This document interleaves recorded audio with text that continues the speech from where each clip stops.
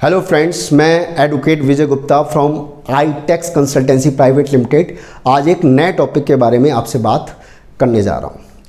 Topic का नाम है ऑब्जेक्शन ऑफ ट्रेडमार्क। ठीक है, फर्स्ट ऑफ ऑल ट्रेडमार्क क्या होता है इसके बारे में मैंने पहले बहुत सारे वीडियोस में डिस्कस किया है, लेकिन फिर भी शॉर्टकट में मैं आपके साथ डिस्कस कर लेता हूँ।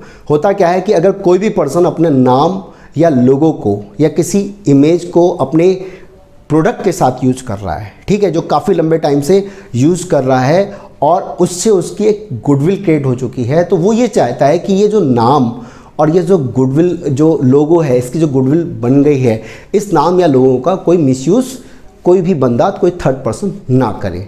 अब इस चीज़ से बचने का क्या तरीका होता है? जैसे एक नाम बहुत फेमस चला था, ठीक है, ठग्गू के लड्डू, ठीक है, या क्या कहते हैं कि आपका कोई दूसरा नाम हो गया जैसे एडिडास, ठीक है, या लिवाइस, ठीक है, या मतलब जो दूसरे जो ब्रांड आ जाते हैं, ठीक है, आपका हिमालय। अब ये नाम अपनी आइडेंटिटी बना चुके हैं, तो होगा क्या कि अगर कोई भी थर्ड पर्सन उस नाम को रख लेता है और आपका वो नाम अगर रजिस्टर्ड ट्रेडमार्क में नहीं है और आप उससे ये कहते हो कि सर ये जो नाम या लोगो आप लगा रहे हो ये मैं आपसे पहले से यूज़ कर रहा हूँ, ठीक है, तो कहेगा सर ऐसा है कि ये नाम आपका कोई रजिस्टर्ड तो है नहीं और मैं आपसे पहले से यूज़ कर रहा हूँ। अब ये कैसे कन्फर्म हो? क्या आप रोक सकते हो? आप यकीन मानो आप बिल्कुल नहीं रोक सकते हो, लेकिन इसको रोकने का एक तरीका होता है कि आप अपने नाम या जो लोगो है उसे क्या कर लो, उसको सिक्योर करने के लिए, ठीक है, किसी को रोकने के लिए उस ट्रेडमार्क को अगर आप रजिस्टर्ड कर लेते हो तो इस तरह से किसी थर्ड पर्सन को उस नाम को यूज करने से आप रोक सकते हो। ठीक है, अब वो कैसे किया जाता है, उसको कैसे प्रॉपर वे में किया जाता है, आपको एक चीज़ मैं बताऊं, उसको करने का तरीका ये होता है कि आप अपने नाम या लोगों को ट्रेडमार्क में प्रॉपर वे में रजिस्टर्ड करा लो। अब होता क्या है कि बहुत सारे लोगों को तो पहली बात तो ट्रेडमार्क की पावर पता ही नहीं है। अब उसमें से काफ़ी कुछ को अगर पता है, ठीक है, कुछ को अगर पता है तो उसमें से कुछ लोगों का ज्ञान बहुत अधूरा होता है, आधा अधूरा होता है, ठीक है, तो वो क्या करते हैं कि या तो अपने आप या उन्होंने क्या किया किसी ऐसे पर्सन से जिसको ढंग से नॉलेज नहीं है, उन्होंने TM एप्लीकेशन फाइल करा ली। अब फाइल हो गई, फाइल होने के बाद होता क्या है कि एक तरह से आधी अधूरी नॉलेज, मैंने फिर से कहा, बहुत खतरनाक होती है। वो एप्लीकेशन आगे जाके क्या हो गई, अटक गई। अब उस एप्लीकेशन को कैसे पार लगाया जाए, ठीक है, वो नदी कैसे पार करी जाए, ये बहुत बड़ी समस्या वाली बात होती है। तो थोड़ा सा हम इसको डिस्कस कर लेते हैं। चलिए स्टार्ट करते हैं। होता क्या है, ठीक है, सबसे पहली बात तो आपने क्या किया, अपना कोई नाम या लोगो जो सोच रखा है, सबसे पहले उसे प्रॉपर चेक किया जाता है कि क्या इस नाम या इस लोगो को जो हम अपने ब्रांड के साथ रजिस्टर्ड करना चाह रहे हैं, क्या ऐसा कोई नाम पहले से कहीं रजिस्टर्ड तो नहीं है, हमारा नाम अलग हटके है या नहीं है। आप यकीन मानो अगर जो नाम आपने सोच रखा है, अगर उस नाम का ब्रांड पहले से चल रहा है या पहले से रजिस्टर्ड है, तो उस केस में आपको नाम मिलना बहुत ज़्यादा मुश्किल है, क्योंकि ट्रेडमार्क का मतलब ये है कि आपका नाम या लोगो बिल्कुल हटके होना चाहिए। अगर नाम या लोगो बिल्कुल हटके है तो आपकी एप्लीकेशन कहीं रुकेगी ही नहीं, आपको कहीं कोई प्रॉब्लम आएगी नहीं। तो सबसे पहली प्रोसेस ये है कि आप अपने नाम को प्रॉपर वे में चेक कर लें, ठीक है। तो इस नाम को चेक करने की एक अलग से वीडियो मैंने अपनी बना रखी है, ठीक है, वो आप उसमें देख सकते हैं, लिंक मैं अपने वीडियो के साथ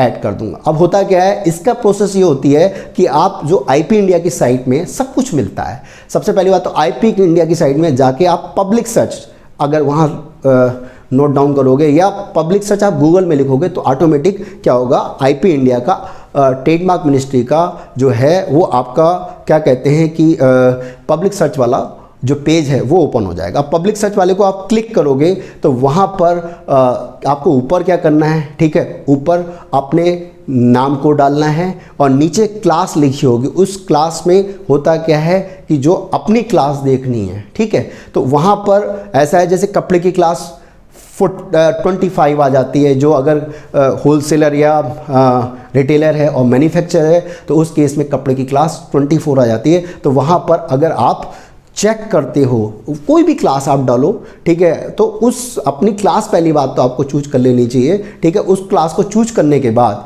ठीक है, उसमें जैसे ही आप सर्च बटन आता है तो वहाँ पर आपको वो सारी चीज़ें शो कर देगा, पूरे ऑल ओवर इंडिया लेवल पे जितनी चीज़ें चल रही होंगी सारी शो कर देगा।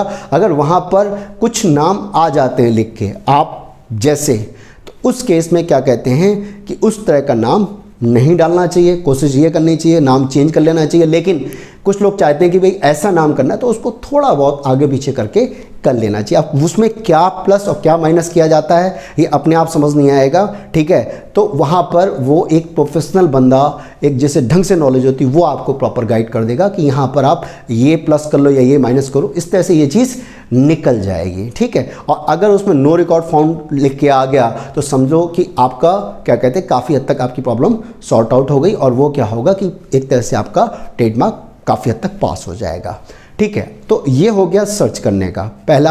अगर वहाँ से पहला अगर स्टेप क्लियर कर लिया तो उसके बाद फिर क्या होता है कि एक तरह से इसमें क्या है कि जो दो तरह से ट्रेडमार्क फाइल किया जाता है। ट्रेडमार्क फाइल करने के लिए एक या तो ऑनलाइन या ऑफलाइन दो मोड होते हैं।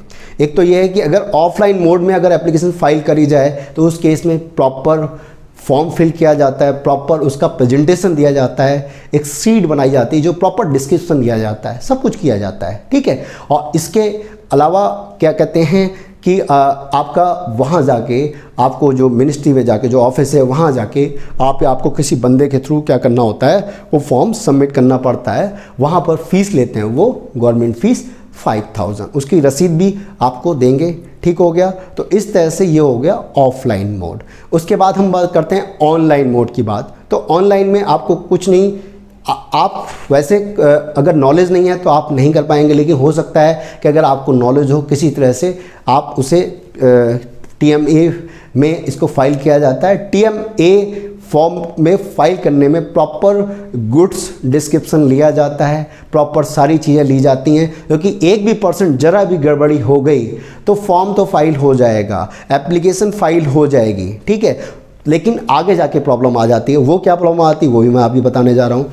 उस समय आपकी जो ऑफलाइन मोड में ऑनलाइन मोड में जो फीस आएगी 4500 प्लस जो भी बैंकिंग के जो चार्जेस लगते हैं, जो नेट बैंकिंग वगैरह के, या अगर क्रेडिट कार्ड से आप पेमेंट करो तो कुछ एक्स्ट्रा पेमेंट लगता है, ठीक है। तो इस तरह से आपका दूसरा स्टेप ये हुआ कि वो एप्लीकेशन प्रोसीड कर गई। वहाँ पर एक चालान निकल के आता है, ठीक है, जिसमें आपका नाम, आपका एप्लीकेशन नंबर, आपको एक एप्लीकेशन नंबर, आपको एक टोकन नंबर इशू होता है जिसे TM नंबर बोला जाता है। जैसे नॉर्मली लोग अपने नाम के साथ TM यूज़ करते हैं, वो होता है टेम्परेरी मार्क, मतलब अभी आपको क्या है अपने नाम के साथ TM लिखने का राइट मिला है, मतलब कोई किसी और को आप अभी नहीं रोकने का राइट आपको नहीं मिला है, ठीक है, ठीक है। तो आपको अभी टेम्परेरी तौर पर आप अपने नाम के साथ TM शब्द लगा सकते हैं, ठीक है सर। तो ये इसके अलावा एक रिसिप्ट मिलती है, उसमें बाकायदा उसमें ट्रेडमार्क ऑफिस की स्टाम्प लगी होती है, ठीक हो। तो ये हो गया पहले दूसरा स्टेप। दूसरे स्टेप के बाद फिर क्या होता है कि वो आपकी जो एप्लीकेशन है, ठीक है, उसमें अगर सारी चीज़ें ओके होती हैं तो उसमें क्या होता है कि कुछ टाइम बाद 6, 8, 10 दिन बाद फॉर्मेलिटी चेक पास लिख कर आता है। होता यह है कि अगर आपने केवल नाम लिया है, केवल लोगो नहीं है, तो वो एक तरह से फटाफट इमीडिएट हो सकता है कि 1 या 2 दिन के अंदर आपके नाम के आपके एप्लीकेशन, जब पब्लिक सर्च में आप जाते हो या ई-रजिस्ट्रार वाले पेज में जाते हो तो वहाँ पर आपका क्या लिख के आ जाता है कि एक तरह से फॉर्मेलिटी चेक पास लिख के आ जाता है। और अगर क्या कहते हैं लोगो होता है तो उसको चेक करने में थोड़ा टाइम लगता है, तो उसमें कुछ टाइम बाद 6, 8, 10 दिन बाद फॉर्मेलिटी चेक पास लिख के आता है। फॉर्मेलिटी चेक पास अगर पास हो गया तो बहुत बढ़िया बात है, लेकिन कई बार वहाँ पर फॉर्मेलिटी चेक पास कुछ दिन बाद किसी एप्लीकेशन में लिख के आ जाता है। अब फॉर्मेलिटी चेक पास फेल होने के क्या रीज़न होते हैं? फॉर्मेलिटी चेक पास होने के कुछ रीज़न होते हैं, जैसे फॉर एग्जांपल आपने क्या किया, गुड डिस्क्रिप्शन गलत चूज कर लिया। जैसे हर क्लास का एक अपना जुरिसडिक्शन, एक क्राइटेरिया है कि इस वाली क्लास में आप यही चीज़ें ले सकते हैं। अब कपड़े की क्लास में मसाले ले लिए, मसाले की क्लास में कपड़े ले लिए, ठीक है।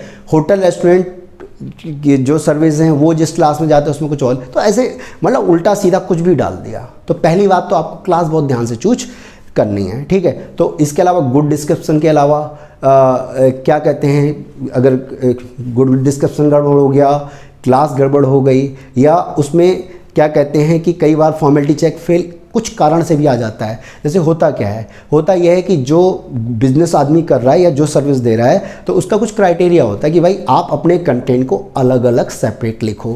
लेकिन कुछ लोग चालाकी से क्या करते हैं कि कुछ चीज़ें वहाँ पर लिख देते हैं कि ऑल लिख दिया, ठीक है, एटसेट्रा लिख दिया, या कुछ क्या होता है, कुछ नाम होते हैं जिसे ट्रेडमार्क मिनिस्ट्री ऑब्जेक्शन करती है, जिस ठीक है रेस्ट्रिक्टेड हैं, वहाँ पर वैसा कुछ नाम यूज़ किया तो उस केस में फॉर्मेलिटी चेक फेल लिख के आता है। फॉर्मेलिटी चेक फेल अगर लिख के आता है तो आपके पास क्या कहते हैं, एक मिनिस्ट्री की तरफ से नोटिस आएगा, उसका TMM जो है वो फॉर्म फाइल किया जाता है, ठीक है। फॉर्म फाइल करने में आपको क्लर्कल एरर वाला जो ऑप्शन है चूज करना पड़ता है। वहाँ पर वो कहते हैं कि भाई आप इस वाली जो पॉइंट है इसको आप हटा लो तो आपका क्या कहते हैं कि ये चीज़ ओके हो जाएगी। जब आप एक अपनी GPA लगाने के साथ साथ जो जिसके थ्रू आप मतलब किसी एजेंट के थ्रू आप अगर करवा रहे हो तो वो अपनी GPA लगाएगा और साथ में क्या करेगा कि क्या कहते हैं TMM फॉर्म फाइल करेगा। 900 रुपये इसकी फ़ीस होती है। तो उसमें क्या कहते हैं कि वो आपका आगे जाके अगर TM फॉर्म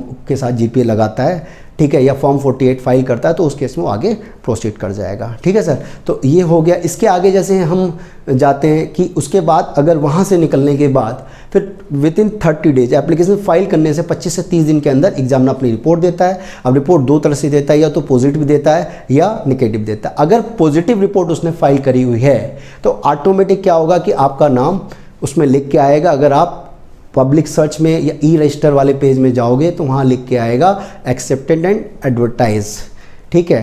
तो अगर इसका मतलब क्या है, इसका मतलब ये है कि आपने बहुत बड़ा रास्ता या बहुत बड़ा एरिया अपना ट्रेडमार्क का कवर कर लिया, प्रॉब्लम बहुत कम रह गई, ठीक है। तो इसका मतलब ये है कि उस ट्रेडमार्क को पब्लिकली कर दिया जाता है, मतलब जनरल में एडवर्टाइजमेंट कर दिया जाता है, ठीक है। और अगर वो एप्लीकेशन फंस जाती है, ठीक है, एप्लीकेशन अगर रिपोर्ट नेगेटिव एग्जामिनर ने दी तो उस केस में वो एप्लीकेशन, इसका मतलब ये है कि आपकी फंस गई। अगर आपकी एप्लीकेशन फंस गई तो उस केस में आप क्या करोगे। अब एप्लीकेशन फंसने के क्या क्या रीज़न होते हैं तो उसमें सबसे पहली बात तो जैसे कुछ मेन रीज़न मैं बता दूं अगर ऑब्जेक्शन आने के। सबसे पहली बात तो सिंपल सी बात कि होता क्या है कि TM के डिफरेंट अगर ऑनलाइन मोड में आप जा रहे हो तो उसमें काफ़ी सारे फॉर्म होते हैं, TMA, TMM, TMO। अब धोखे से आदमी ने कोई गलत फॉर्म चूज कर लिया, आइडिया ही नहीं है, तो फिर क्या होगा कि आपका जो क्या कहते हैं कि आपका ट्रेडमार्क फंस जाएगा, ठीक है। इनकरेक्ट फॉर्म हो गया,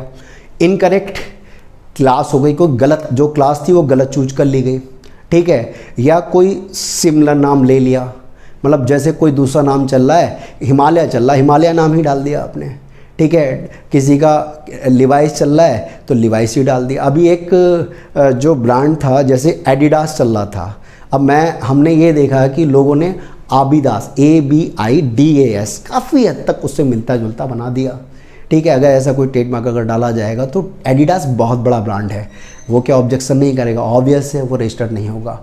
टिकटॉक चला, ठीक है, लोगों ने टिकटॉक अलग अलग वर्जन में टिकटॉक लिखना स्टार्ट कर दिया, ठीक है। किसी ने लिखा TK, किसी ने लिखा TIC, किसी ने लिखा TIK।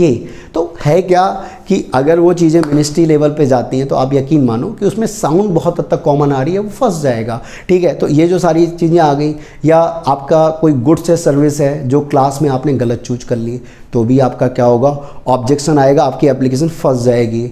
आपने कोई मान लेते हैं जो एप्लीकेंट का नाम है, अब जिस वजह से वो एप्लीकेशन फाइल करेगी, मान लेते हैं मेरा नाम विजय गुप्ता है, अब मैं अगर एप्लीकेशन फाइल करूँगा अपनी मैं, ठीक है, तो अपना जो भी ब्रांड होगा, ठीक है, तो उस ब्रांड को मैं अपना नाम विजय गुप्ता के नाम से फाइल करूँगा ना। अगर मैंने फाइल किसी धोखे से क्या हुआ कि वहाँ पर जो ब्रांड का नाम है, ब्रांड का नाम मान लेते हैं रिजगल है, अब वहाँ पर एप्लीकेंट का नाम भी रिजगल चला गया तो भी वो क्या होगा कि आगे जाके उसको करेक्ट कराना पड़ेगा, फंस जाएगा मैटर। तो ये जो आपको नाम सही से चूज करना है। इसके अलावा क्या कहते हैं कि आपका जो आपका मार्का है वो क्या कहते हैं कि उसमें मिसगाइड करने वाला है, कन्फ्यूज़न क्रिएट करने वाला है, तो भी आपका मामला फंस जाएगा। या आपका क्या कहते हैं कि ऐसा है कि कुछ प्रॉब्लम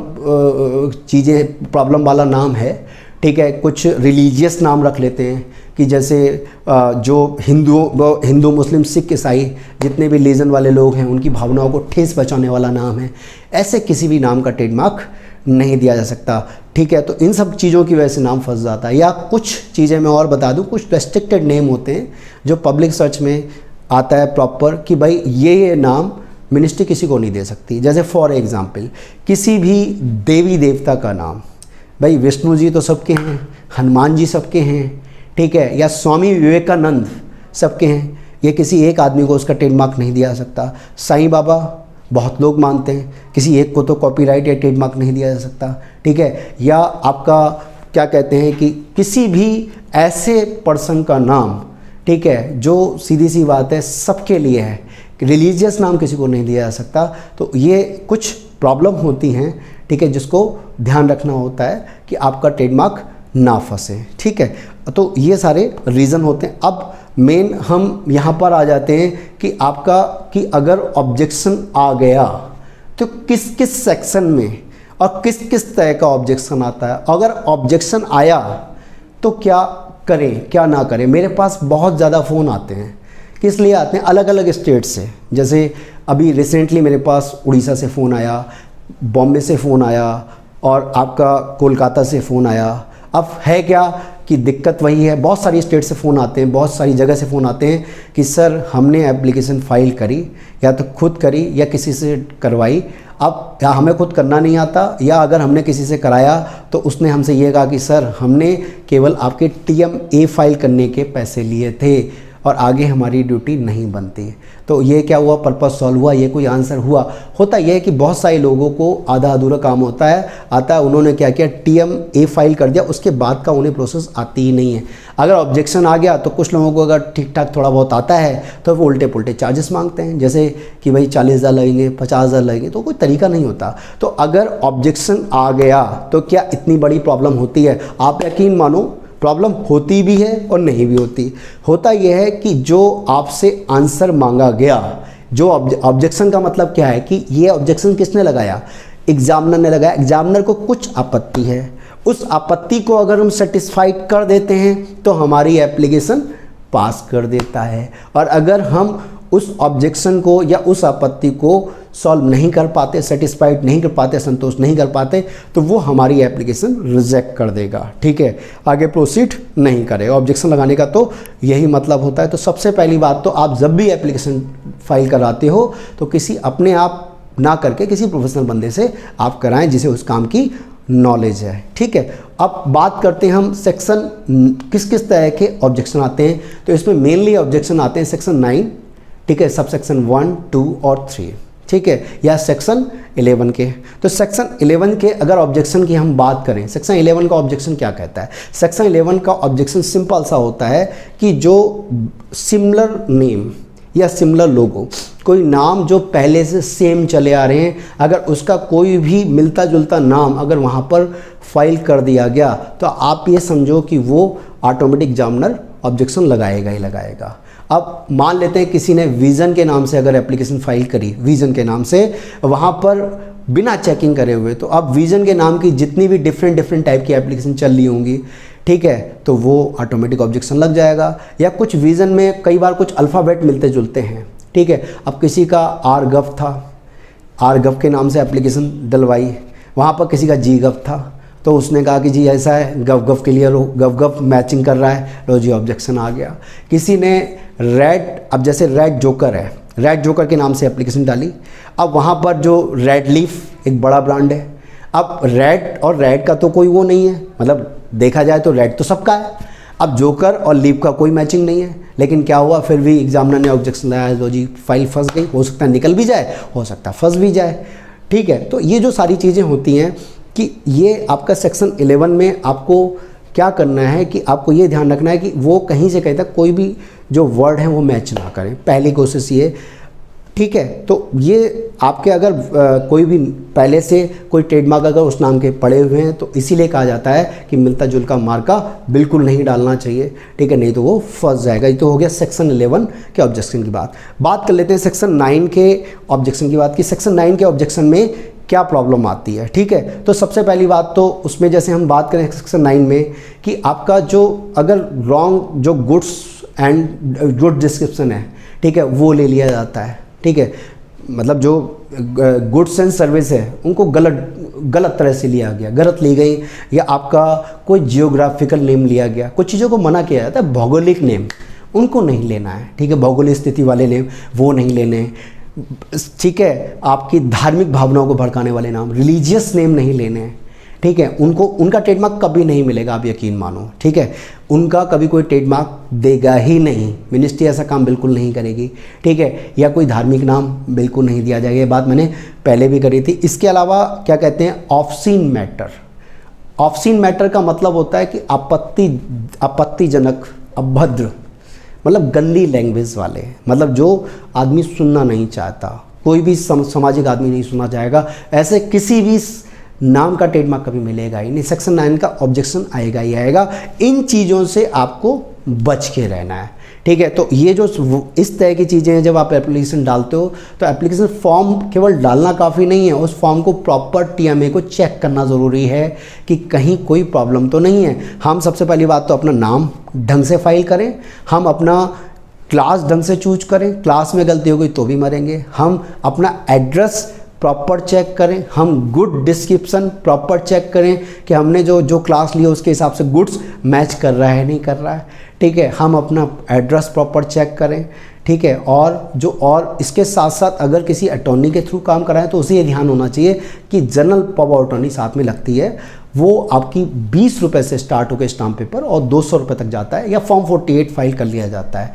आप स्टाम्प पेपर 20 रुपये, कम से कम 20 रुपये और 200 रुपये तक का जाता है। ठीक है, और 48C में GPA जो होती है 48C वाले फॉर्म में जनरल पावर अटॉर्नी साथ में फाइल करनी चाहिए, हमेशा लगती है। अगर कोई अदर पर्सन फाइल कर रहा है, कोई भी अटॉर्नी फाइल कर रहा है, तो कुल मिला के वो लगती है साथ में जनरल पावर अटॉर्नी। इन बातों का ध्यान रखना है। तो अगर आप इन सारी प्रोसेस को आप फॉलो करते हो तो उस केस में आपका ऑब्जेक्शन नहीं आता। अगर ऑब्जेक्शन आ गया सेक्शन 9 या सेक्शन 11 का, तो होता है क्या है कि जिस दिन एग्जामिनर रिपोर्ट आती है उससे गिन के काउंटिंग करके, उस दिन को काउंट करके 30 दिन के अंदर मैक्सिमम 30 डेज आपको उसका प्रॉपर रिप्लाई फाइल करना है। आपके ये ऐसा कुछ है कि आपके एग्ज़ाम में पूछा कुछ गया।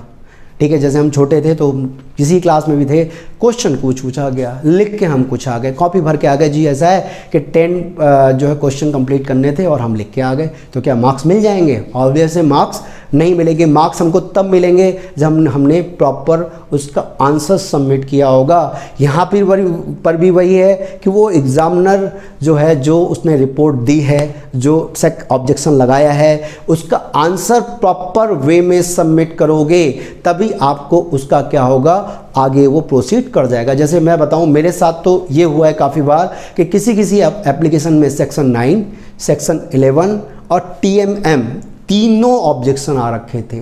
अब होगा क्या? और एक चीज़ और काउंट करने वाली है, सेक्शन 11 में भी कई बार क्या है कि एग्जामिनर ने 6, 7, 8, 10 नाम दे रखे हैं कि भाई ये मिलता, ये मिलता, ये मिलता। अब करें तो क्या करें?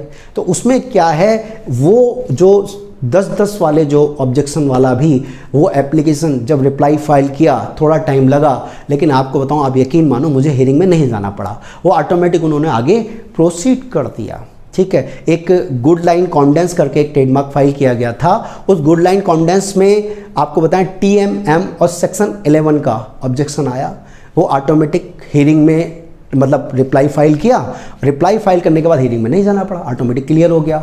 एक ब्रांड है, बहुत अच्छा ब्रांड है, आप गूगल में सर्च करके देखोगे या पब्लिक सर्च में आप सर्च करके देखोगे तो वियर एंड चीयर के नाम से एक ब्रांड है। ठीक है, उसमें आज ब्रांड इसलिए बोला गया क्योंकि वो ऑलरेडी उसका सर्टिफिकेट आ चुका है। सबसे पहले जब वो एप्लीकेशन फाइल करी गई, मैंने ही फाइल करी, जब वो एप्लीकेशन फाइल करी तो फाइल करने के बाद ठीक है वो ऑब्जेक्शन में फंस गया, ऑब्जेक्शन आया सेक्शन 9 का। ठीक है, अब क्या कहते हैं, सेक्शन 9 का ऑब्जेक्शन आया, उसका रिप्लाई फाइल किया, रिप्लाई फाइल करने के बाद ठीक है हियरिंग में जा सकता था, लेकिन क्या हुआ, एग्जामिनर सेटिस्फाइड हुआ, जर्नल में चला गया। ठीक है, जर्नल में चला गया, जर्नल में जाने के बाद कुछ टाइम बाद उसका रजिस्ट्रेशन सर्टिफिकेट, अभी कुछ टाइम पहले ही उसका सर्टिफिकेट आया, रजिस्टर्ड हो चुका है, अच्छा ब्रांड है, अच्छे कपड़े हैं। तो ये जो कुछ चीज़ें होती है, अगर आप अपना रिप्लाई प्रॉपर आपका जाता है, आपका अटॉर्नी प्रॉपर रिप्लाई बनाता है, तो ऑटोमेटिक क्लियर हो जाता है। ठीक है, बाकी अगर आपका कोई भी अगर आपका ब्रांड है, तो अगर आपको फाइल करना है और कोई सही पर्सन नहीं मिल रहा, तो हमारी company ITX consultancy private limited में ये सारी प्रॉपर सर्विस दी जाती। अगर आपका कोई ऑब्जेक्शन किसी भी तरह का आया है और अगर कोई पर्सन आपसे कुछ गलत बात कर रहा है, गलत बात करने का मतलब उल्टे पुल्टे पैसे चार्ज करने की बात कर रहा है, तो प्रॉपर रिप्लाई, ठीक है, एक रीजनेबल रेट में हम लोग फाइल कराते हैं और प्रॉपर लास्ट तक की सर्विस हम अपने क्लाइंट को दे के चलते हैं। तो ये जो सारी चीज़ें जाती हैं, ठीक है, तो आप हमसे कांटेक्ट कर सकते हैं। अगर ऑब्जेक्शन आ गया है तो घबराने की ज़रूरत नहीं है, उसको छोड़ने की ज़रूरत नहीं है। बहुत सारे लोग ये भी कहते हैं कि सर अगर ऑब्जेक्शन आ गया है तो क्या ये एप्लीकेशन क्लियर होगी, छोड़ देते हैं इसको। मैंने भाई क्यों छोड़ देते हैं, लड़ाई अधूरी रख के चलने का फ़ायदा क्या है। कहते हैं सर फिर से नहीं एप्लीकेशन डाल देते हैं। मैंने कहा फिर से वही प्रॉब्लम हो गई तो फिर क्या करोगे। तो ये जो सारी चीज़ें हैं, अब थोड़ा सा इसका हम प्रैक्टिकल करके देख लेते हैं। चलिए आगे चलते हैं। आपके सामने यहाँ पर एक पेज ओपन है, ipindiaonline.gov.in वेबसाइट का नाम है। ये ट्रेडमार्क मिनिस्ट्री की साइट है। इसमें आपको सामने दिख रहा होगा पब्लिक सर्च। यहाँ पर हम पूरा प्रैक्टिकल करके देखेंगे कि एक तरह से कोई नाम कैसे सर्च किया जाता है, कि एक प्रेजेंट हमारा स्टेटस क्या शो कर रहा है, अगर हमारी जो एग्जामिनेशन रिपोर्ट क्या बोल रही है, हमारा क्या कहते हैं कि फॉर्मेलिटी चेक पास हुआ है, या हमारा जो फाइल है उसमें ऑब्जेक्शन आ रखा है या अपोजिशन आ रखा है या जनरल में जा रखा है। और अगर ऑब्जेक्शन आ रखा है तो उसको ये देखा जाए कि कितने दिन अभी हमारे पास उसका रिप्लाई करने के लिए बचे हैं, और अगर रिप्लाई अगर टाइम से नहीं करते तो उस केस में हमारे ट्रेडमार्क के ऊपर उसका क्या फर्क पड़ सकता है। तो इन सब बातों को जानने के लिए वीडियो को शुरू से लेके लास्ट तक आप इसमें बने रहिए। चलिए ठीक है, तो इसमें सबसे पहला आप देखें कि यहाँ पर जो ट्रेडमार्क की सबसे पहली स्टेज है, इसमें हम कुछ मार्क को हम सर्च करके देखेंगे, जिसमें जो ऑब्जेक्शन है, जैसे मेन ऑब्जेक्शन होते हैं सेक्शन 9 के, सेक्शन 11 के, कभी कभी फॉर्मेलिटी चेक फेल लिख के आ जाता है। ये सारी प्रॉब्लम्स हमको फेस टू फेस करनी पड़ती है, तो प्रैक्टिकल करके देखेंगे। ठीक है, तो यहाँ पर सबसे पहला, यहाँ पर अगर पब्लिक सर्च लिखा हुआ है, पब्लिक सर्च को अगर हम क्लिक कर दें, तो पब्लिक सर्च को क्लिक करने में अगर देखा जाए तो आप देखेंगे आपके सामने एक ये ऑप्शन ओपन हो जाता है। ठीक है, यहाँ पर इंटेलेक्चुअल प्रॉपर्टी लिखा हुआ है, government of India, ministry of commerce and industry, क्योंकि ये एक जितने भी ट्रेडमार्क, पेटेंट और कॉपीराइट है, एक इंटेलेक्चुअल प्रॉपर्टी माने जाते हैं, एसेट्स होते हैं, प्रॉपर्टी होते हैं, लेकिन दिखाई नहीं देते। ठीक है, तो इसमें सबसे पहले जैसे मैं एक नाम यहाँ पर फिल करने जा रहा हूं, तो यहाँ पर अगर एक नाम देखोगे तो मैंने फिल किया था वेयर एंड चेयर, या यहाँ देख लेते हैं फिल करके यहाँ पर क्या आता है। तो यहाँ वेयर एंड चेयर, ठीक है सर। तो वेयर एंड चेयर की एक स्टेटस हम देख लेते हैं कि वेयर एंड चेयर का स्टेटस क्या कह रहा है। तो अगर आप सर्च करोगे यहाँ पर वेयर एंड चेयर का स्टेटस जैसे ये है, यहाँ पर आप सर्च करोगे तो कुल मिलाकर इसका स्टेटस आपको यहाँ से क्या शो कर रहा है, मिस्टर भरत कुमार की ये एप्लीकेशन है, एप्लीकेशन नंबर दे रखा है आपको। जब आप TMA फाइल करते हो तो एक एप्लीकेशन नंबर फीस को डिपॉजिट करते ही इशू होता है, इसे बोलते हैं TM नंबर। जो अपने लोग अपने नाम के साथ एक TM नंबर लगा लेते हैं, उससे ये बोला जाता है। तो जब तक आपका मार्का रजिस्टर्ड होता है या नहीं होता है, लेकिन आपने अगर TM अप्लाई करा हुआ है तो उस केस में आप, ये होता है TM नंबर। ठीक है, इसके ब्याज पे आप TM लिख सकते हो। जैसे यहाँ पर ये शो कर रहा है कि क्लास 25 में एप्लीकेशन डाली गई है और रजिस्टर्ड हो चुकी है। ठीक है, और इसके अलावा अगर हम देखें तो ये किस तरह का ये काम कर रहे थे, तो यहाँ पर अगर इनका स्टेटस हम शो करना चाहें तो स्टेटस शो करने में अगर आप देखोगे तो स्टेटस शो करने में ये एक एप्लीकेशन पड़ी थी 5 मई 2019 को। ठीक है, अभी आज ये चल रहा है 27 या 28 जुलाई। ठीक है, यहाँ पर ये क्या हुआ कि आपको बताएं 11 जनवरी में चला गया, 11 नवंबर 2019 को, और 5 मई ये जो फिर आगे जाके ये रजिस्टर्ड हो गया। अब इसका स्टेटस समझने के लिए ये पेज सारा सब कुछ नहीं बोलता। इसके लिए हमें क्या करना पड़ेगा, इसका एक मेन पेज और ऊपर करना पड़ेगा जो मिनिस्ट्री का, जिसे बोला जाता है ई रजिस्टर, ठीक है, उसको भी आपको देखना आना चाहिए, ठीक है। तो यहाँ पर अगर ई रजिस्टर वाले पेज में हम जाते हैं तो यहाँ पर आप देखोगे ई रजिस्टर वाले पेज में ये आपके सामने ई रजिस्टर आप लिखोगे तो लिखा हुआ आ जाता है। जैसे ही आप यहाँ पर क्लिक करोगे ई रजिस्टर मेन पेज, तो यहाँ पर एक पेज आपके सामने ऊपर हो जाएगा इंटेलेक्चुअल प्रॉपर्टी ट्रेडमार्क रजिस्ट्री का। ये पेज सब कुछ बोलता है, प्रेजेंट सारी चीजें बताता है। तो देखिए आप यहाँ पर मैंने क्लिक किया, ये वाला पहला वाला कॉलम, ठीक है। तो पहला वाला कॉलम अगर क्लिक किया तो आपके सामने इस तरह का एक option select the search option लिख के आ जाएगा। इसमें नेशनल IRDI नंबर और इंटरनेशनल रजिस्ट्रेशन नंबर लिखा हुआ है। इंटरनेशनल रजिस्ट्रेशन नंबर जो इंटरनेशनल लेवल के ट्रेडमार्क होते हैं, जैसे सोनी है या एडिडास है या आपका BMW है, इस टाइप के जो मार्का होते हैं, इस टाइप के नाम आपके इंटरनेशनल लेवल पे जाते हैं। मार्का दो तरह का रजिस्टर्ड होता है, एक नेशनल लेवल, एक इंटरनेशनल लेवल का। तो हम यहाँ पर अभी नेशनल लेवल के ट्रेडमार्क की बात करें तो यहाँ पर आपको क्या करना पड़ेगा, एक एप्लीकेशन नंबर आपको चाहिए पड़ेगा। अब जैसे वियर एंड चीयर की एप्लीकेशन नंबर हम चेक कर लेते हैं, तो यहाँ पर आपका वियर एंड चीयर की जो एप्लीकेशन नंबर है वो अगर आप देखोगे तो यहाँ पर 4167505 सही एप्लीकेशन नंबर आपने नहीं लिया तो ये आपको रिजल्ट क्या देगा, 0 देगा, ठीक है। तो यहाँ पर आपको कुछ नहीं करना, ठीक है। ये मैं ई रजिस्टर वाले पेज में गया, यहाँ पर जो है आपको ये एप्लीकेशन नंबर आपको ठीक है फिल करना है 4167505। अब मैंने इसे फिल किया, इसको फिल करते ही एक कैप्चा आपके सामने खुला हुआ है। इस कैप्चा को जैसे ही आप फिल करोगे, सही कैप्चा होना चाहिए, ठीक है। अगर वो ये 393151 यहाँ पर ये फिल किया तो इसको फिल करते ही आपके सामने ये जो है इस तरह का पेज ओपन हो जाएगा, ठीक है। Bharat Kumar, device of colour, wear and cheer. आप ये जो ब्लू वाला आ रहा है ना, इसको यहाँ कहीं क्लिक करोगे तो ये ओपन नहीं होगा, लेकिन ये जो ब्लू है इसका मतलब ये है इस तरह का जो थोड़ा सा साइनिंग वे में, इसको आप क्लिक करोगे तो ये पेज ऑटोमेटिक क्या करेगा, आपको ओपन करके देगा। थोड़ा सा कुछ सेकंड लगेंगे। अब यहाँ पर इसकी पूरी हिस्ट्री पता चल गई जो आपको पब्लिक सर्च में पता नहीं चलती। अब यहाँ पर जो शो कर रहा है, यहाँ पर आप शो कर रहा है जी ये रजिस्टर्ड है, ठीक है, और ये आज का स्टेटस शो कर रहा है। इसका देखते हैं कि ये क्या क्या हुआ।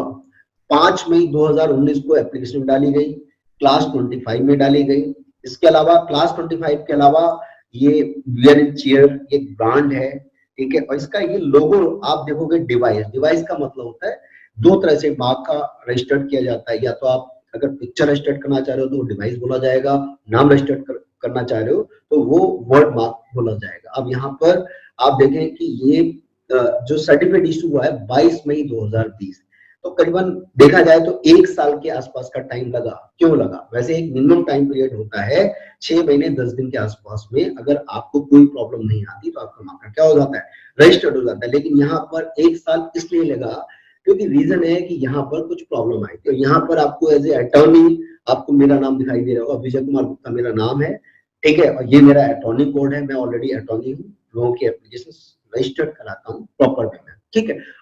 बाकी इसकी ये सारी डिटेल दे रखी है। यहाँ इसका एक बहुत ही अच्छा लोगो आप देखेंगे आपके सामने। इसमें एक खासियत है कि इनको नाम और लोगो दोनों को रजिस्टर्ड करने का एक परमिशन मिल गई। मेन लोगो रजिस्टर्ड हुआ। अब हम इसके आगे देखते हैं कि हुआ क्या, 1 साल कैसे निकल गया। तो उसके पीछे वजह है कि इसमें कुछ शायद दिक्कत आई हो। तो यहाँ पर अभी मैं आपको एग्जामिनेशन रिपोर्ट भी आपको दिखा रहा हूँ और आपको ये भी दिखाऊंगा कि सर्टिफिकेट अगर आपके पास आता है, मतलब वहां से इशू होता है मिनिस्ट्री को, तो कैसा होता है, कैसा दिखता है। तो सबसे पहले एग्जामिनेशन रिपोर्ट में जाते हैं, ठीक है सर। तो ठीक है, इसको क्लिक किया।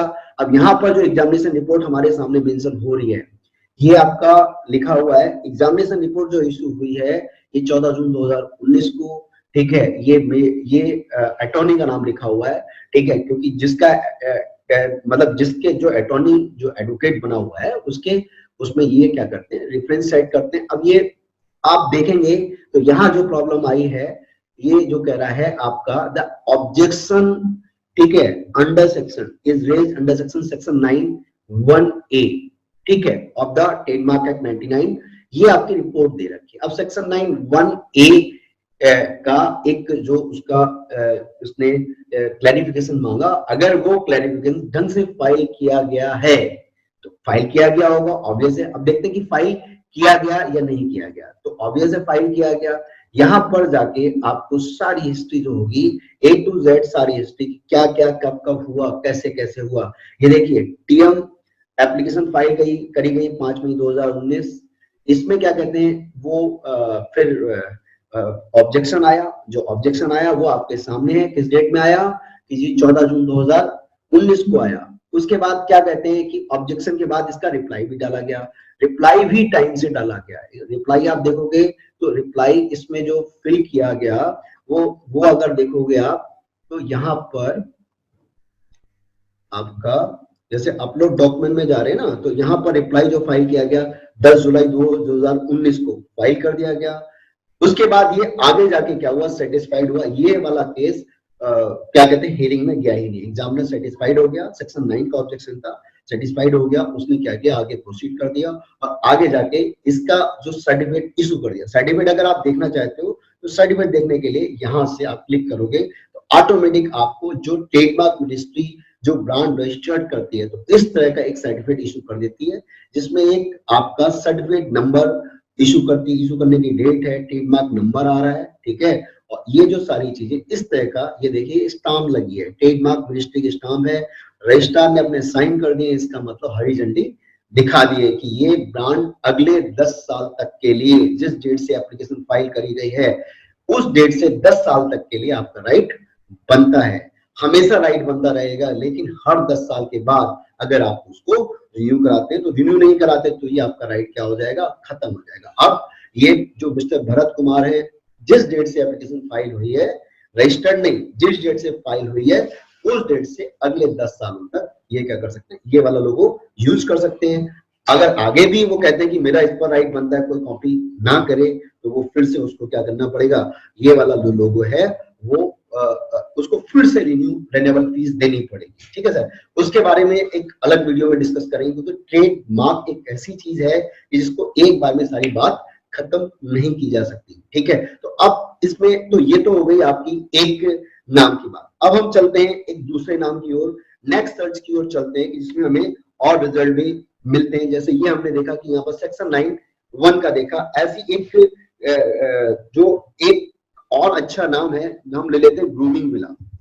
ग्रूमिंग विला करके एक नाम है, यहाँ पर क्लिक करेंगे तो यहाँ पर ये आपका ग्रूमिंग, ठीक है सर, ग्रूमिंग और विला।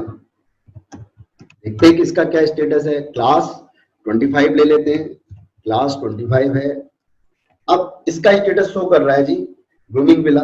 आप देखो इसमें प्रोप्राइटर में किसका नाम शो कर रहा है, ये नाम शो कर रहा है ग्रूमिंग विला। ऐसा कैसे हो गया, आदमी का नाम होना चाहिए था, कोई सोचेगा। तो होता क्या है कि ये वाला जो ट्रेडमार्क है ये एक्चुअल में है क्या, एक पार्टनरशिप फॉर्म के बिहाफ पे ये ट्रेडमार्क फाइल किया गया है, इसलिए यहाँ पर फॉर्म का नाम आएगा, उसके अंडर में पार्टनर्स का नाम आ जाता है। कंपनी होगी तो कंपनी का नाम आएगा, सोल प्रोप्राइटर होगा सोल प्रोप्राइटर का नाम आ जाएगा। यहाँ पर अगर आप देखोगे तो ग्रूमिंग विला का जो एप्लीकेशन नंबर है वो आपके सामने ये आपका शो कर रखा है। इसकी डिटेल जो देखते हैं, इसकी डिटेल क्या कह रही है। तो डिटेल जो है ये बहुत जल्दी आपको बताएं, काफी जल्दी रजिस्टर्ड हुआ था। 12 अप्रैल 2019 को इसका एप्लीकेशन दी गई, फाइल की गई, ठीक है।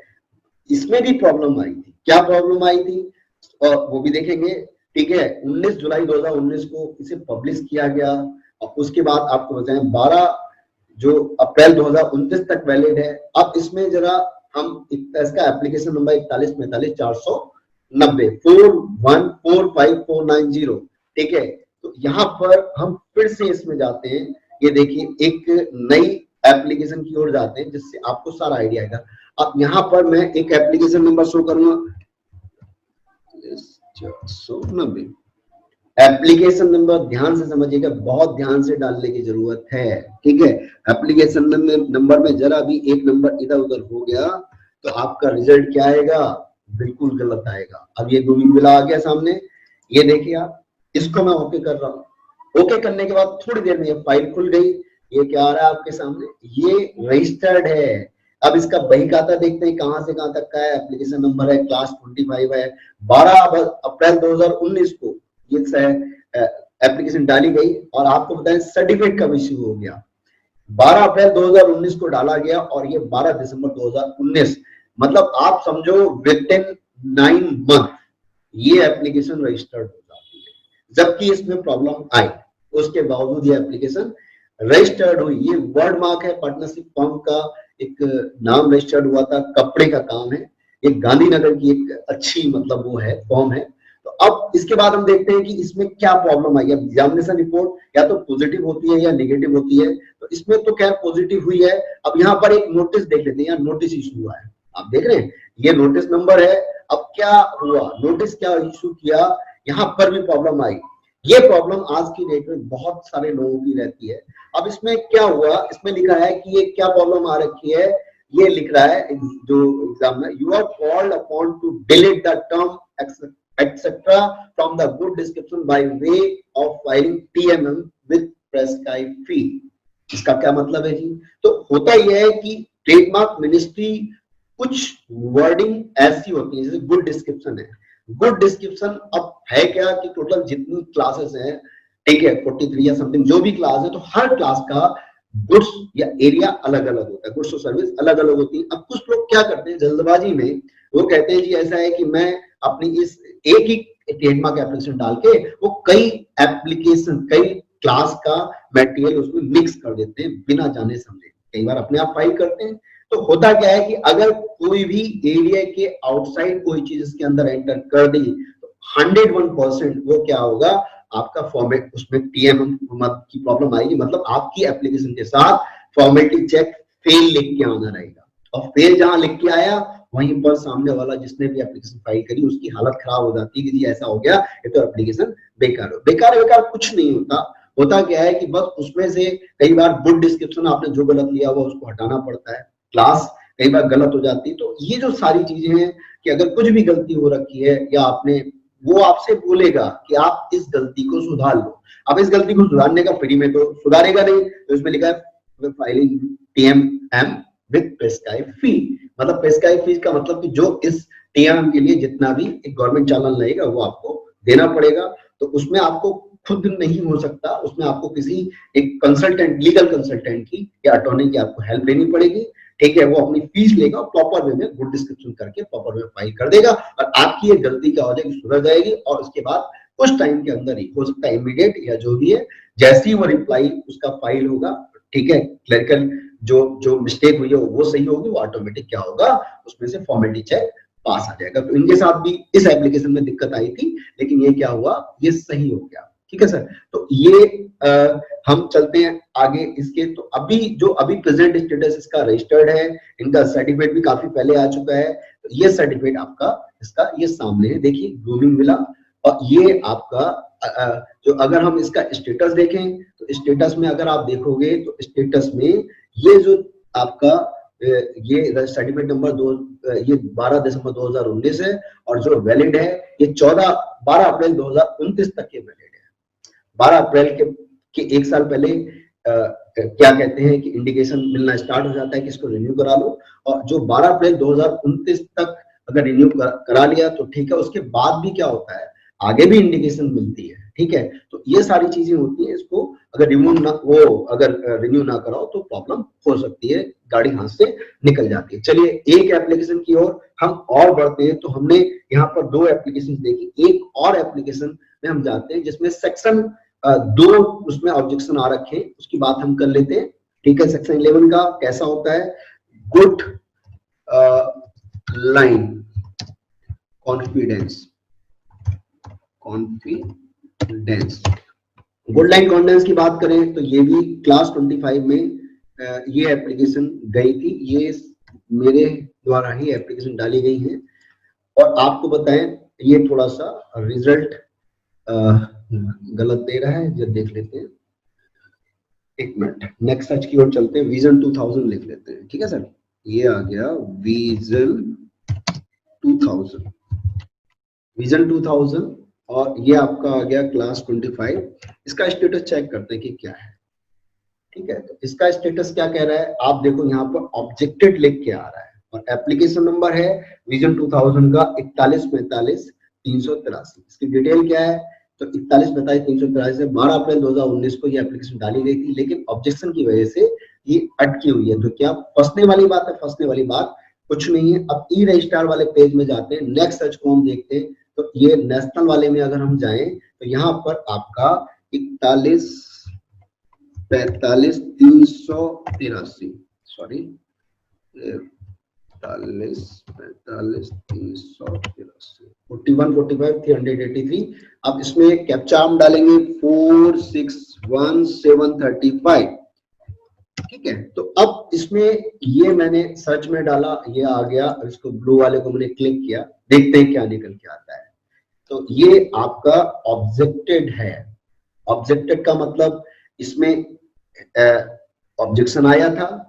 ठीक है, ऑब्जेक्शन कब आया वो भी देख लेते हैं। ठीक है, तो आपका ये केस फंसा हुआ है, निकल जाएगा, कोई दिक्कत वाली बात नहीं है।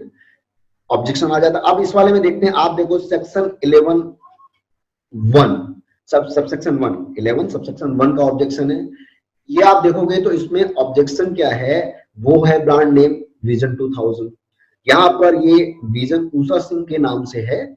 ठीक है, और नाम अलग है। इसके अलावा क्लास, अगर इस वाला देखो ये एप्लीकेशन नंबर है, अब इसमें अगर मैं ये एप्लीकेशन नंबर ई रजिस्टर पेज में डालूं तो मुझे इसका भी पता चलेगा। तो होता क्या है कि आपका नाम अगर कॉमन, वैसे देखो विजन कॉमन है, लेकिन इनका विजन 2000 है, इसका विजन है, प्लस अगर गुड डिस्क्रिप्शन अगर चेंज हो तो उस चीज को निकालना आसान हो जाता है। इसमें इतनी प्रॉब्लम वाली बात नहीं है। इस एक नेक्स्ट सर्च की ओर हम बढ़ते हैं, तो यहाँ पर अगर हम देखते हैं कि विजन 2000 के अलावा एक नाम है जीरो डिफेक्ट। ठीक है सर, तो जीरो डिफेक्ट में हम चलते हैं कि जीरो डिफेक्ट में क्या हो रहा है। जीरो डिफेक्ट करके एक एप्लीकेशन अभी गई हुई है, आपका क्लास 25। इसमें ये अगर देखेंगे तो जीरो डिफेक्ट मोहम्मद साहिद के नाम की ये एप्लीकेशन है। और इसकी डिटेल में हम जाते हैं तो इसकी जो डिटेल है उसमें अगर इसका एप्लीकेशन नंबर है 4361785। देखिए, अगर आपको कोई भी चीज सर्च करनी है ट्रेडमार्क में तो इस एप्लीकेशन नंबर का सबसे ज्यादा इंपॉर्टेंस है। जैसे आपकी डेट ऑफ बर्थ होती है, ऐसे ट्रेडमार्क की डेट ऑफ बर्थ है। ठीक है, इस दिन ये पैदा हुआ था। अब एप्लीकेशन डेट है 28 नवंबर 2019।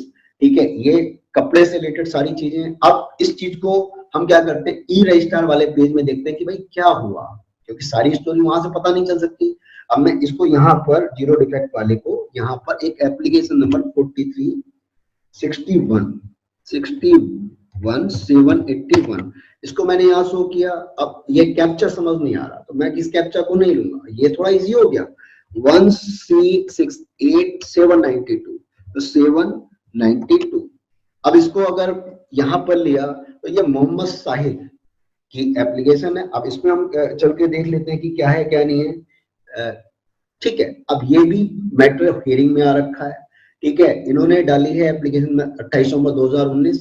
अभी जर्नल जब तक ये केस फंसा हुआ है तब तक तो दिक्कत है। तो है क्या कि इसकी एग्जामिनेशन रिपोर्ट हम चेक करते हैं।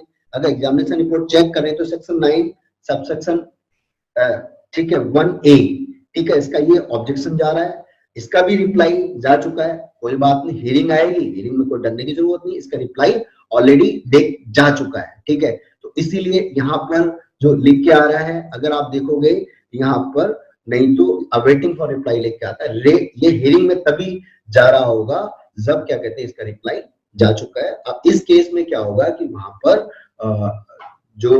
वहां पर जाके ये सब चीजें हमें, जब हियरिंग ऑफिसर के सामने हमें ये सब बातें सही ढंग से अगर प्रेजेंट करते हैं तो ये ऑब्जेक्शन रिमूव हो जाएगा। ठीक है सर, तो अब हम एक एप्लीकेशन की और बात कर लेते हैं। इसके बाद एप्लीकेशन का नाम है आपका, आगे हम चल लेते हैं तो विंध्या कुर्ती। विंध्या कुर्ती की बात करते हैं कि विंध्या कुर्ती में क्या हुआ।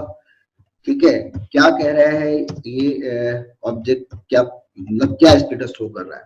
विंध्या कुर्ती के नाम का शो कर रहे हैं, तो यहाँ पर विंध्या कुर्ती में आपका अगर सर्च करा तो ये भी एक ऑब्जेक्टेड दिखा रहा है, बट इसमें घबराने की जरूरत नहीं है। इसके नाम की एप्लीकेशन पड़ी है, संजय बोरा जी के नाम की एप्लीकेशन पड़ी है। 21 अप्रैल 2019 को ये एप्लीकेशन फाइल करी गई। चलिए टाइम बर्बाद ना करते हुए हम आज आगे चलते हैं। तो एप्लीकेशन नंबर 41, 53, 452 इसको ध्यान रखेंगे। इसमें हम आगे चलते हैं, नेशनल IRDI नंबर में गए तो ये जो आपका आ जा रहा है यहाँ पर आपका 415353452452 ये फिर से देख लेते हैं। देखिए इसमें 4153 452 इस एप्लीकेशन को मैंने लिया। यहाँ पर आपका 863326 इसको मैंने यहाँ पर इस तरह से किया। आपका ये देखिए ये एप्लीकेशन नंबर ओपन हो रही है, तो ये इसको देखते हैं कि क्या पोजीशन है। अब यहाँ पर भी आप देखिए कि ये 21 अप्रैल 2019 को फाइल हुई, ठीक है, विंध्यापुर थी। और ये क्या कहते हैं गांधीनगर है, गांधीनगर का एरिया है, दिल्ली गांधीनगर का ये केस है, मतलब वहां की एप्लीकेशन है और मेरे द्वारा ये एप्लीकेशन फाइल करी गई है। इसकी एग्जामिनेशन रिपोर्ट हम देखते हैं तो एग्जामिनेशन रिपोर्ट में हमारे सामने सेक्शन 11 सबसेक्शन 11 सबसेक्शन 1 का आ रहा है। और यहाँ पे भी एक जो ऑब्जेक्शन लगाया गया है वो कपड़े का थोड़ा मिलता जुलता ऑब्जेक्शन है, बाकी कोई दिक्कत नहीं है, ठीक है, प्रॉब्लम वाली कोई बात नहीं, बस चीजों को ढंग से प्रेजेंट करना पड़ता है। तो ये ऑब्जेक्शन अगर यहाँ रिमूव नहीं हुए तो आगे जाके, मतलब रिप्लाई तो पड़ चुका है, अगर यहाँ रिमूव नहीं हुए तो आगे जाके हेयरिंग में जाके रिमूव हो जाएंगे, ठीक है सर। तो अब ऐसे ही हम क्या कहते हैं कि एक और एप्लीकेशन की ओर जाते हैं। एप्लीकेशन नंबर है आपका, जैसे मैं एक और एप्लीकेशन नंबर ले रहा हूँ यहाँ पर, वो है गुड लाइन कॉन्डेंस। समय न बर्बाद करते हुए आपका 418 और 464691, ठीक है। तो यहाँ पर अब इसका हम देख लेते हैं 826318 तो यहाँ पर इसको अगर मैं सर्च में डालूंगा ये निकल के आया गुड लाइन कॉन्डेंस। इसको हम देखते हैं ये क्या कह रहा है, ठीक है। तो इसको देखते हैं कि इसको खुल ये ओपन हो गया। वाव, इसके लिए वाव मैंने इसलिए बोला क्योंकि ये एप्लीकेशन भी बहुत लकी है, बताता हूं कैसे, अभी आपको समझ आ जाएगा। 23 मई 2019 को ये एप्लीकेशन फाइल हुई, ठीक है, गुड लाइन कॉन्डेंस करके ये एप्लीकेशन थी, ठीक है। बड़ा टिपिकल नाम है, विकास दुग्गल जी की एप्लीकेशन है, गांधीनगर के व्यापारी हैं, ठीक है। एप्लीकेशन मेरे ही थ्रू फाइल करी गई। तो इसमें कुछ प्रॉब्लम आई थी क्या? अब ये देखो आप, लोगो कितना क्रिटिकल है, जो लोगो जितना क्रिटिकल होता है उसको रजिस्टर्ड कराना उतना ज्यादा टफ होता है। नाम को रजिस्टर्ड कराना आसान होता है, लोगो को रजिस्टर्ड कराना ज्यादा टफ होता है। चलिए अब इसकी थोड़ा जन्म कुंडली खोल लेते हैं। आप देखो इसमें मैंने इस वाले जो एप्लीकेशन को क्यों लिया, रीजन है उसका। अगर इसमें ऑब्जेक्शन देखे तो ऑब्जेक्शन डे जो रखा है एग्जामिनर का सेक्शन 11 सबसेक्शन 1, साथ में all you are required to delete word all from, ठीक है, specification of goods description by way of filing TMM with fees. अब है क्या कि इनके साथ ही कुछ एप्लीकेशन गई, वहां पे ऑल लिखा हुआ था, एग्जामिनर को दिक्कत नहीं हुई। और यहाँ पर क्या है, इस एप्लीकेशन में इन्होंने फंसा दिया, जी लाओ जी एक काम करो TMM फाइल करो, ऑल हटाओ, साथ में सेक्शन 11(1).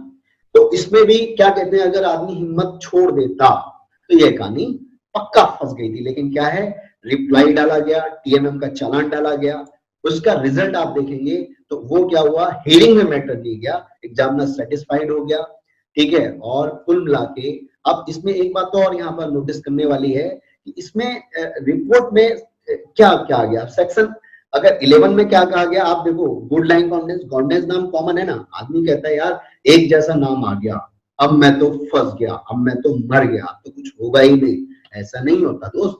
इसमें आप देखोगे कॉन्डेंस, वो भी कॉन्डेंस, बस उसमें आगे गुड लाइन कॉन्डेंस। तो हुआ क्या कि उसको ढंग से उसका प्रॉपर रिप्लाई डालना पड़ता है, ड्राफ्टिंग प्रॉपर करनी पड़ती है। जरा भी ड्राफ्टिंग अगर गड़बड़ है तो कुल मिला के वो आपको अपने पास बुलाएगा। और अगर वहां पर आप जस्टिफिकेशन नहीं दे पाए ढंग से, अगर प्रेजेंट नहीं कर पाए तो प्रॉब्लम है।